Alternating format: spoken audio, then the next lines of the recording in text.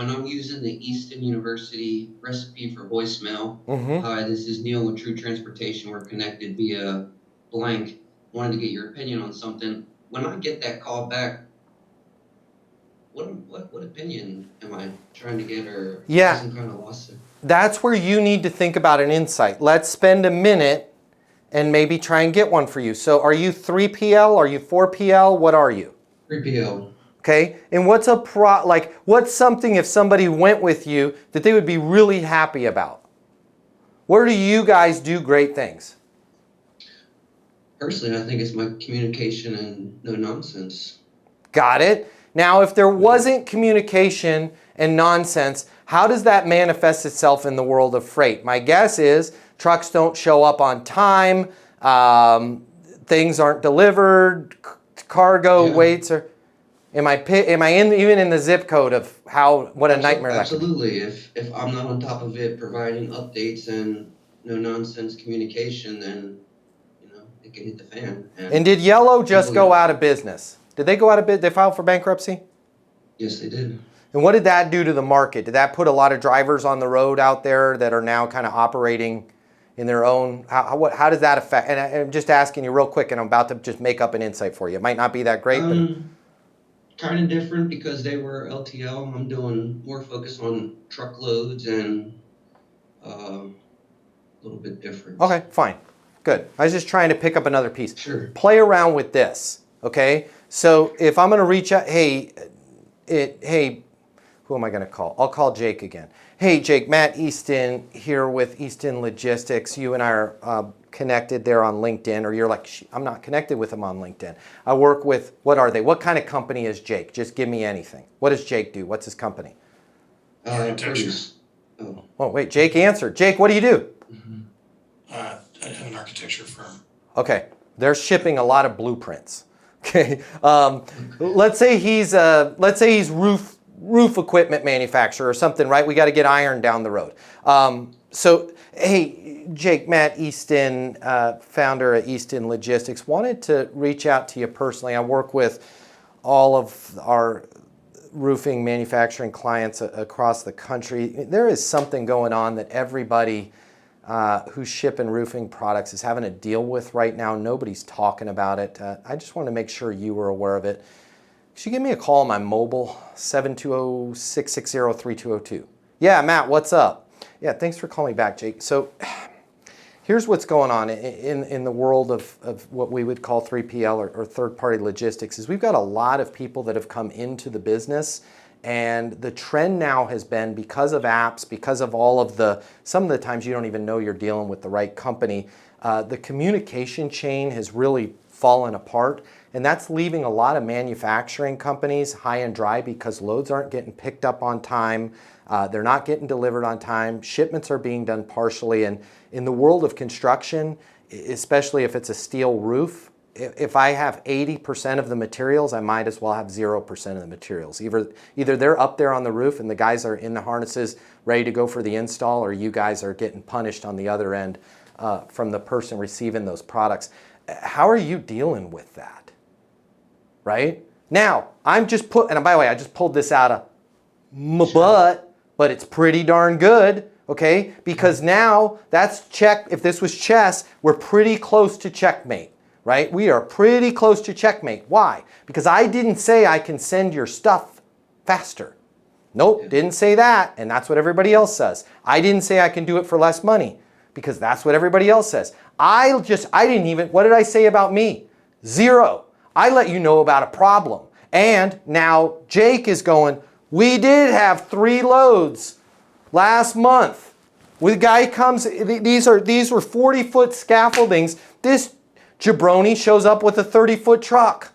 We had to sit, it happens, yes, wrong freaking trailer for the thing, right? This was supposed to be a flatbed. He shows, God, man, what did you guys, just out of curiosity in that situation, what did you guys do? And here's what I'm not saying. Who was the carrier?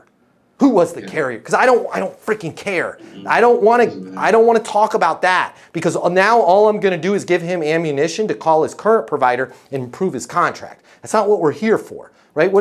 How long did it sit on the loading dock? It was here for 3 days. What did you guys do on the other end? What do you mean?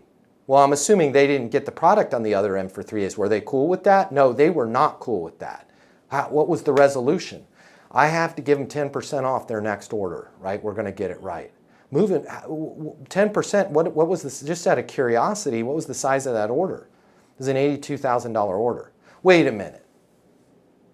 So you're telling me that you're picking up $8,200 in top line revenue because somebody didn't have to communicate properly? And don't get me wrong, and please do not take this out the next time this happens. And from what I have seen with these operators, this is going to continue to happen. Please do not take it out on the driver, right? Just as an expert here, I live and breathe this stuff. I lay in bed at night thinking about this stuff. It was not the driver's fault. The driver is a lot of times totally not in the loop.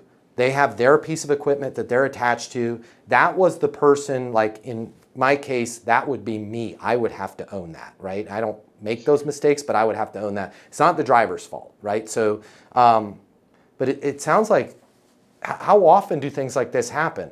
Only, major ones like that only once a month. How many minor ones? Twice a month. How much do those cost us? Well, I mean, I don't really have to pay on the minor ones. How much time do you guys have to do to get the stuff ready to load and then it doesn't load? Now you're monetizing the crap out of it, right? And now you're able to say, hey, you know what, Jake, because of the fact that you told me at least once a month, you guys are losing a major load, potentially losing a major customer.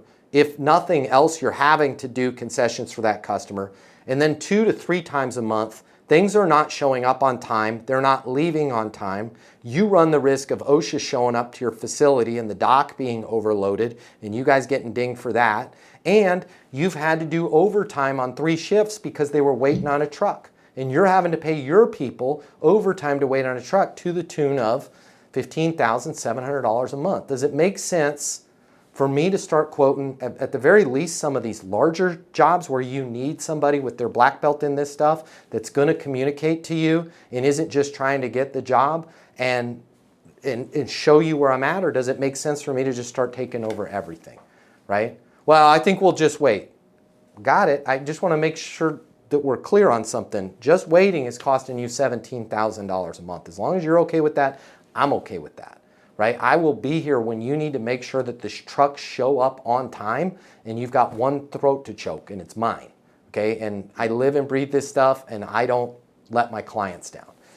No matter where it goes, you're now leaving them with, Neil's the guy that gets things done versus hey, when you need to save money, I'll be here. We got to solve this damn problem, right? And that's where I want you to think about over the weekend. What is that problem that you solved? The first one that you came to was, I'm a better communicator. I freaking love that because your competition's not leaning on that. They're saying, I've got new equipment. I could give a crap if the equipment's new if it doesn't show up on time, right? My people are bonded and insured. I could give a crap if your people are bonded and insured if you didn't communicate the proper load size, right? So, and by the way, those things are out of your control because you're 3PL. We got to focus on an insight that's totally within your control. Make sense? Yes, sir. Yep. Thank you. Yep. If you work in sales and you need to make twice as much money as you do right now to really enjoy your life, you've really only got 3 options. Option number 1, you can continue to work your butt off in the job you have right now, hoping for some sort of miracle to happen, where you start taking home double the money while doing things the exact same way you do them right now. That's pretty unlikely. Or option number 2, you could look for another job at a totally different company, hoping you're going to catch some sort of once-in-a-lifetime wave where sales just seem to flow your way. All right, again, highly unlikely, and we both know waves in sales, well, they don't last very long. Or option number 3, you can click the button here and get instant access to a simple, straightforward sales process that will help you take home twice as much money as you do right now while putting in far less effort than you do today. My name's Matt Easton. I'm the founder of Easton University, the most effective sales coaching system in the world.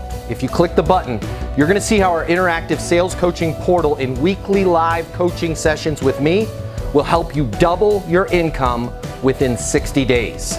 Easton University is more than an interactive sales coaching portal. It's more than being able to ask me questions in a live setting every single week. It's your future, and you and your future are worth it. Click the button. I will see you on the other side.